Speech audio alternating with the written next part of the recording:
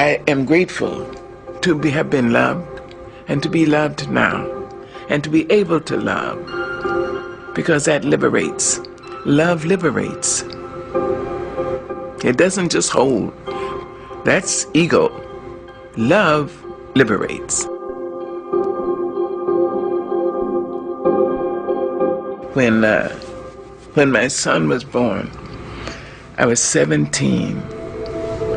My mother had a huge house, 14-room house. At 17, I went to her and said, I'm leaving. She asked me, you're leaving my house? And she had live-in help. I said, yes. I found a job, and I've got a room with cooking privileges down the hall, and the landlady will be the babysitter. She asked me, you're leaving my house? I said, yes, ma'am. And you're taking the baby? I said, yes. She said, all right, remember this. When you step over my door sill, you've been raised. You know the difference between right and wrong. Do right. Don't let anybody raise you and make you change. And remember this, you can always come home. I went home every time life slammed me down and made me call it uncle. I went home with my baby. My mother never once acted as I told you so. She said, oh, baby's home. Oh, my darling, Mom's gonna cook you something. Mother's gonna make this for you. Love.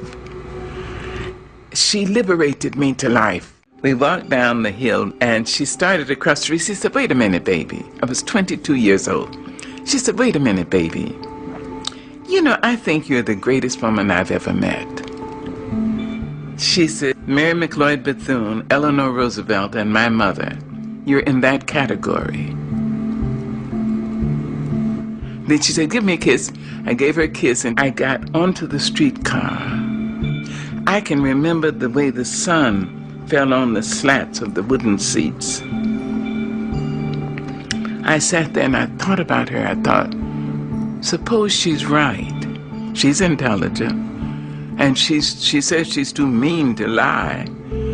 So suppose I am going to be somebody.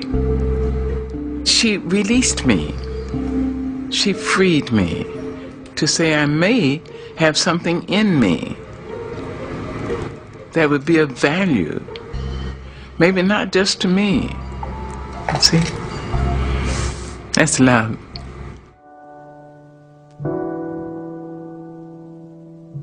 And when she was in her final sickness, I went out to San Francisco.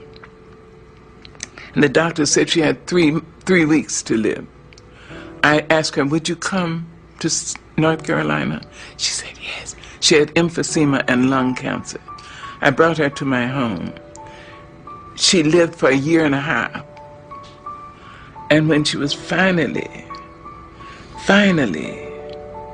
in extremis, she was on oxygen and fighting cancer for her life. And I remembered her liberating me. And I said, I hope I'll be able to liberate her. She deserved that from me. She deserved a great daughter, and she got one. So in her last days, I said, now, I understand that some people need permission to go. As I understand it, you may have done what God put you here to do. You were a great worker. You must have been a great lover, because a lot of men, and if I'm not wrong, maybe a couple of women, risk their lives to love you. You were a piss-poor mother of small children, but you were a great mother of young adults. And if you need permission to go, I liberate you. I went back to my house, and something said, go back. I was in my pajamas. I jumped in my car and ran, and the nurse said, she's just gone. You see, love liberates. It doesn't bind. Love says, I love you. I love you if you're in China. I love you if you're across town. I love you if you're in Harlem. I love you. I would like to be near you. I'd like to have your arms around me. I'd like to hear your voice in my ear. But that's not possible now. So I love you. Go. Young people of any race are reasonably bright and find themselves with no open doors. They will do many things. Alas, there are those who will not be forgiving, and so that they blame the person for trying to make a better world for herself or himself, and so that becomes a pejorative and an assault. And so people say, you know, you once did it. But I mean, at 18 or 20, you might do many things. Right. If you're blessed, you will come out of that. You will forgive yourself. That's the most important thing. Was it a series of events or a moment when you realized that you had found an open door? Yes, many times. I thank God for that. There's an old spiritual 19th century gospel song which said, when it looked like the sun wasn't gonna shine anymore, God put a rainbow in the clouds. So many times I've had rainbows in my clouds. People who've been kind to me, who've said, you don't have to do that. I believe you can do better. Some ones were black and some were white. Some were Spanish speaking, some were Native American. Some were gay and some were straight. Fat and thin and pretty and plain. People lifted me up and said, I believe in you. You can do better. And so I realized that that was given to me, and all I have as a response is to prepare myself so I can give that to somebody else.